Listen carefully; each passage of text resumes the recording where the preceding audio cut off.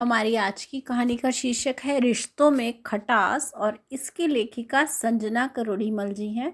बहुत अच्छी कहानी लिखी है उन्होंने। रमाकांत के देहांत के बाद सीता काकी काफी अकेली पड़ गई थी। सिवाय एक बेटे केशव के अब उनके जीवन में कोई नहीं था। सीता काकी ने ही उसका पालन पोषण कर उसे बड़ा किया और पढ़ने शहर भेज दिया। लेकिन जब केशव शहर से वापस आया तो अपनी डिग्री के साथ सीता काकी की बहू को भी ले आया।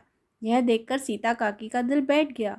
कितने सपने सजोए थे बेटे के ब्याह के, और यहाँ उसने सारे अरमानों पर पानी फेर दिया। पूरे गांव में खुसर फुसर होने लगी कि केशव शहर से बहू लेकर आया है। सीता काकी ने कुछ नहीं कहा, चुप रही। रमा को स्वीकार भी नहीं किया। उस पर गांव की औरतों ने आग में घी का काम किया। बेचारी सीता काकी, इतने साल बेटे को पाल पोस के बड़ा किया और अब शहर की लड़की उसे अपने जाल में फंसा ले गई। अरे शहर की छोरी है, काम काज तो कभी किया नहीं।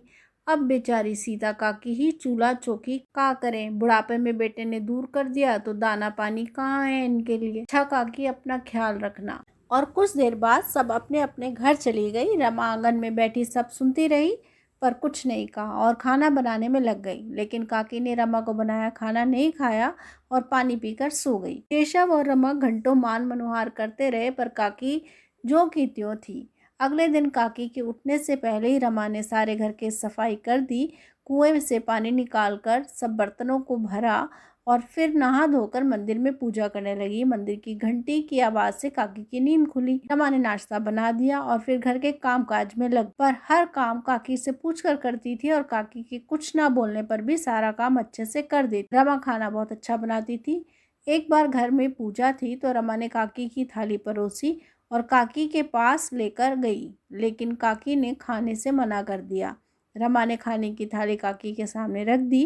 काकी ने देखा थाली में दाल चावल, 2 तरह का साग, अचार, पापड़ और मट्ठा रखा हुआ था।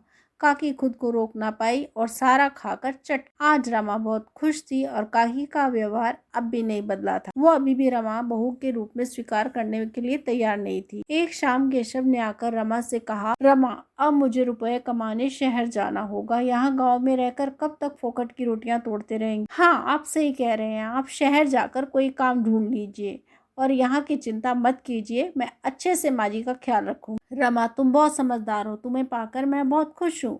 अगर माँ कभी कुछ कहे भी तो बुरा मत मानना। ये आप कैसी बात कर रहे हैं? वो मेरी माँ की तरह ही है और उसका गुस्सा जायज है। हम उन्हें बिना बताए शादी करे हैं, उनके अरमानों को ठेस पहुँचाया है। जानता हूँ रमा, इसलिए मैं शहर जाकर बहुत सारे रुपए कमाना चाहता हूँ ताकि माँ को और तुम्हें सारी सुख सुविधाएं दे सकूँ। आप निश्चिंत होकर जाइए और यहाँ की बिल्कुल चिंता मत कीजिएगा। मैं माँ का पूरा ख्याल रखूंगी। रमा, तुम बहुत अच्छी हो, कहकर केशव ने रमा को गले से लगा लिया। अगले दिन केशव अपना सामान बांधकर माँ के पैर छूकर शहर के लिए निकल गया। काकी की आंखें भर आई।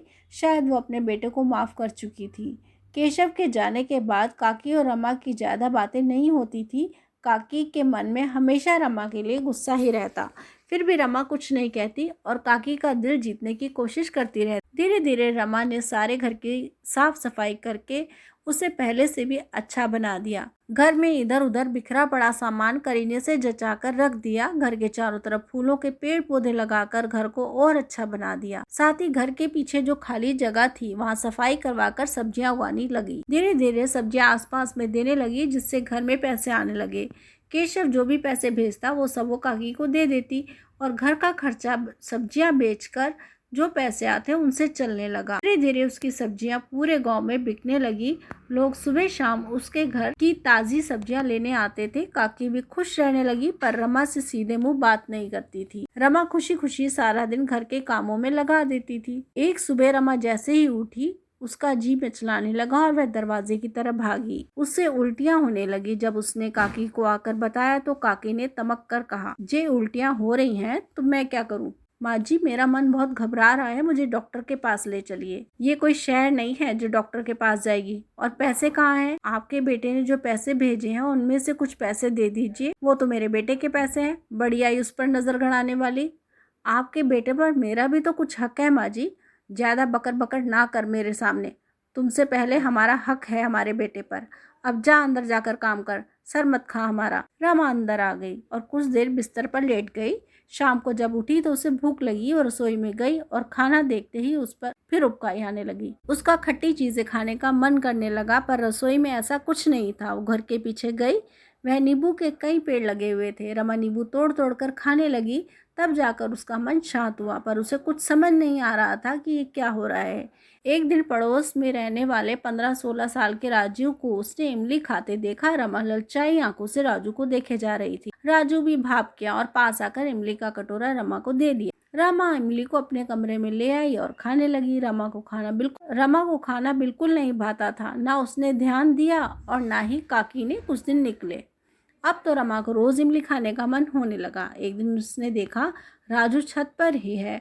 उसने राजू को बुलाया और कुछ पैसे देकर इमली लाने को कहा। राजू ने उसे इमली लाकर दे दी। अब तो ये रोज रोज होने लगा।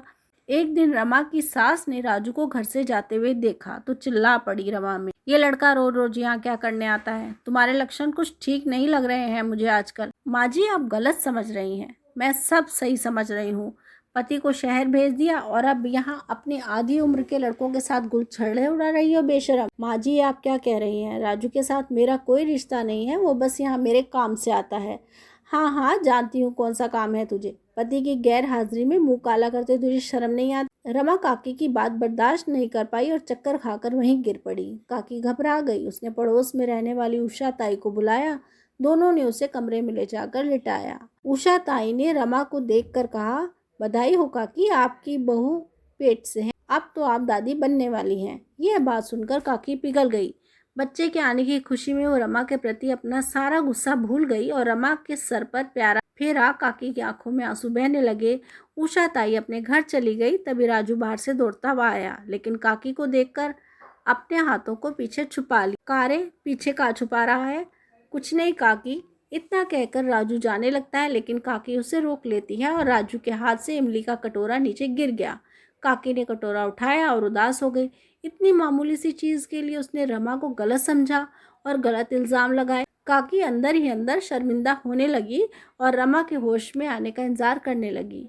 कुछ देर बाद रमा होश में आ गई तो बिस्तर से उठ खड़ी हुई। मुझे माफ़ कर दो बहू, मैंने तुम्हें बहुत दुख दिया, गलत समझा। नहीं माँ जी, ये आप क्या कह रही हैं? आप मेरी माँ जैसी हैं। आप मुझसे माफ़ी मांगकर शर्मिंदा मत कीजिए। आज से तुम ही मेरी बहू हो। अच्छा, तो फिर मेरी मुंह दिखाई कहाँ है? दीजिए, अभी लाती हूँ बेटी, कहकर काकी कमरे से बाहर चली गई और एक बड़ा सा कटोरा लेकर आई जिसमें बहुत सारी इमली भरी थी। काकी ने रमा को कटोरा थमाते हुए कहा, ये लो तुम्हारी मुंह दिखाई, और दोनों खिलखिलाकर हंसने लगी। आज से मेरी बहू भी तुम हो और बेटी भी तुम, कहकर काकी ने रमा को गले लगा लिया। दरवाजे पर केशव भीगी आंखों से सब देख रहा था। वो जानता था इमली की खटास के आगे रिश्तों की खटास अब कम हो चुकी है। ये कहानी यही समाप्त होती है। धन्यवाद।